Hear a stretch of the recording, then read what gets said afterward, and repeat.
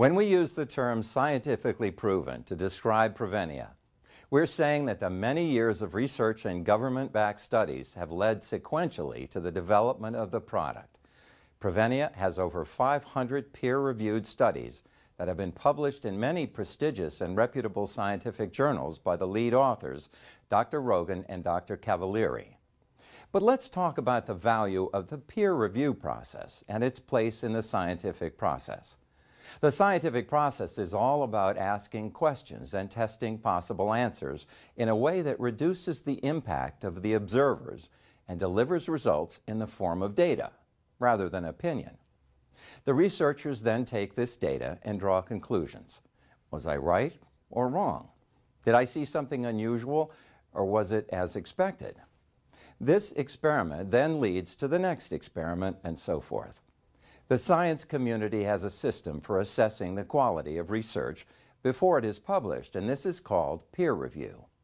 Peer review means that other independent experts in the field get a chance to check the papers for validity. Are the research results supported by the design and methods? Significance. Is this an important finding? And originality. Are these results original, and does the paper properly credit previous work done by others? Peer review also means that the statements made by scientists in scientific journals are fundamentally different than those made in non-peer-reviewed channels such as TV, radio, internet, and newspapers. Science is more than just another opinion. It's important to note that scientists never draw firm conclusions from just one paper or one set of results. Science requires confirmation of the results by other researchers working in different labs from the innovators. Much of the research claims that you read about in newspapers and TV, find on the internet, or hear on the radio are not published in a peer-reviewed journal or medium.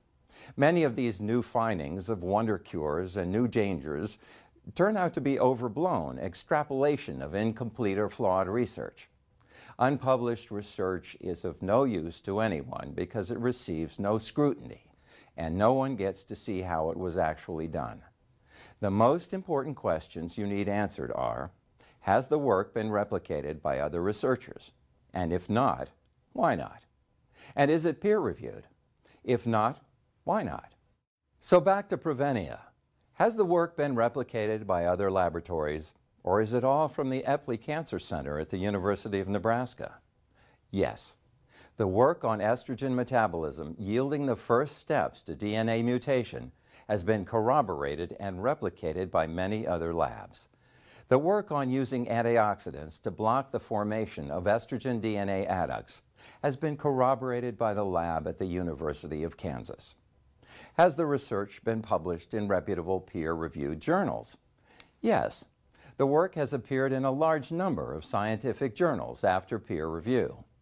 Additionally, the pioneering work by Dr. Cavalieri and Rogan delineating estrogen metabolism as one of the two accepted mechanisms of estrogen carcinogenesis has appeared in a Mechanisms of Disease review in the New England Journal of Medicine by Drs. Davidson and Yeager. This review brought the estrogen metabolism breast cancer causation theory into the mainstream alongside the